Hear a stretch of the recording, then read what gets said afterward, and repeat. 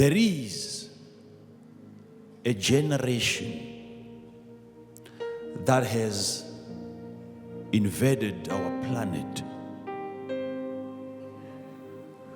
which does not originate from God. People that have become part of us, that we interact with, and we attend school with them, and yet they are not really people. And God is not responsible for their creation, and yet we call them people.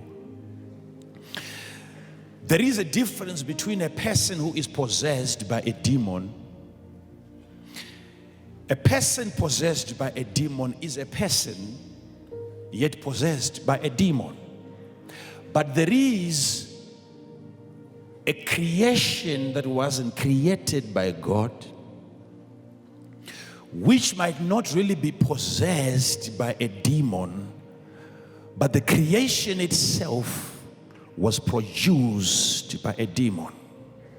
A generation that we think are humans, and they are not humans at all.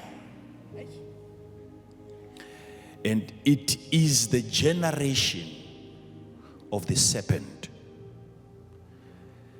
the generation of the snake, the generation of the devil.